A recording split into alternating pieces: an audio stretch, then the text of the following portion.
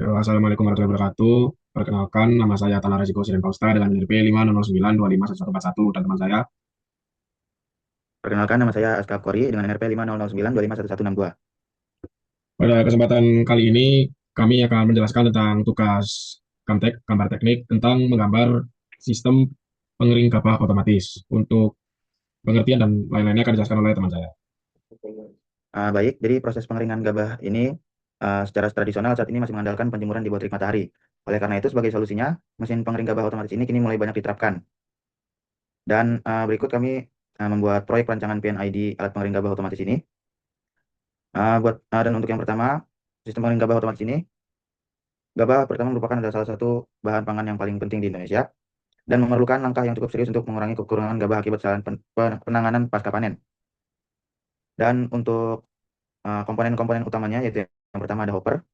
Hopper gabah ini adalah sebuah bak perampung berbentuk kerucut untuk menampung gabah. Kemudian ada konveyor. Konveyor gabah ini seperti alat yang berfungsi untuk memindahkan gabah secara horizontal atau miring dari satu stasiun ke stasiun berikutnya. Seperti contoh misal dari hopper menuju ke ruang pengering. Kemudian ada burner. Jadi burner gabah ini adalah pembakaran sistem pengering uh, untuk untuk menghasilkan energi panas dengan cara membakar bahan bakar dan kemudian dialirkan ke dalam ruang pengering untuk menurunkan kadar air gabah itu sendiri. Kemudian ada blower. Jadi blower gabah ini adalah sebuah kipas dan kipas ini berfungsi untuk mengalirkan udara ke dalam volume besar agar panas di burner dapat uh, terkumpulkan jadi satu dan jadi efisien. Kemudian ada drying chamber. Drying chamber atau ruang pengering adalah komponen utama berupa ruang tertutup dan dan kondisi dalam drying chamber dipantau secara ketat menggunakan sensor temperatur. Kemudian selanjutnya ada cyclone separator. Jadi cyclone separator gabah ini berfungsi untuk memisahkan gabah dari debu-debu atau kotoran lainnya. Kemudian ada product bin.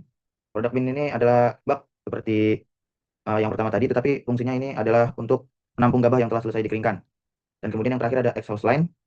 Exhaust line ini berfungsi sebagai saluran pembuangan akhir dari yang sisa-sisa kotoran tadi.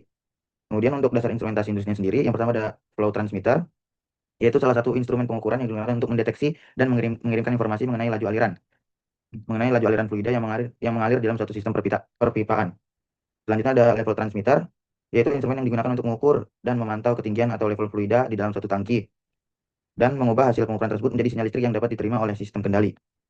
Kemudian ada sistem kontrol prosesnya, pertama ada controller. Controller merupakan komponen utama dalam sistem kontrol proses yang berfungsi untuk mengolah sistem dari instrumen tadi, dari instrumen-instrumen pengukuran seperti transmitter, dan itu untuk menghasilkan sinyal keluaran yang digunakan untuk mengendalikan peralatan terakhir. Kemudian ada control valve. Control valve sendiri adalah komponen penting dalam sistem kontrol proses yang berfungsi sebagai final control element, yaitu perangkat yang secara langsung mengatur besarnya aliran fluida di dalam suatu benda berdasarkan sinyal yang diterima dari controller. Kemudian ada alarm dan interlock. Sistem alarm dan interlock merupakan bagian penting dalam proses kontrol proses yang berfungsi untuk meningkatkan keselamatan dan keandalan operasi peralatan industri. Alarm digunakan untuk memberikan peringatan kepada operator apabila suatu variabel proses seperti tekanan, temperatur, atau level menyimpang dari batas operasi. Dan interlock sendiri merupakan sistem proteksi otomatis yang dirancang untuk melakukan tindakan tertentu, seperti menghentikan peralatan, menutup katup, atau memutus suplai bahan bakar. Kemudian selanjutnya ada Emergency Shutdown System atau ESD. Ini adalah sistem proteksi yang dirancang untuk menghentikan proses operasi secara otomatis apabila terdeteksi kondisi yang dapat membahayakan keselamatan manusia ataupun keselamatan lingkungan dan peralatan. Kemudian ada standar yang digunakan. Yang pertama ada ISA S5.1. Jadi standar ini diterbitkan oleh International Society of Automation ISA yang digunakan sebagai pedoman dalam penulisan simbol, kode identifikasi, serta penamaan instrumen pada diagram implementasi. Kemudian ada ISO 10628. Jadi ini adalah standar internasional yang digunakan sebagai pedoman bagi penyusunan PFD dan juga PNID pada industri proses. Dan selanjutnya ada standar ANSI atau ISA. Instrumen standar merupakan seperangkat pedoman yang dikembangkan oleh Instrumentation International Society of Automation dan diadopsi oleh American National Standards untuk mendukung keseragaman dalam perancangan identifikasi serta dokumentasi sistem implementasi dan kontrol proses. Uh, Selanjutnya, yaitu bagian PNID ini akan dijelaskan oleh rekan saya. Di sini saya akan menjelaskan untuk bagian PNID-nya sendiri. Nah, ini untuk mungkin saya menjelaskan dari PFD terlebih dahulu. Di sini ada hopper atau jadi bilang tempat kapal. Ini conveyor, ini dari buat menampung dari kapal tersebut, lalu dipindahkan ke boiler, ke penghangat, heater, lalu dibawa ke blower, yang akan kembali ke sini, lalu baru akan dibawa ke separator. yang hasilnya akan keluar dari exhaust sebagai udara panas hasil pembuangan dan juga kotor-kotoran. Dan lalu dari sini ada produk bin. Untuk perbedaan dari PNED dan PFD sendiri, dari PFD sendiri bisa dibilang lebih simpel dari PNED untuk penjelasannya. Bisa dilihat dari PFD dan juga perbedaan dari PNED yang di sini.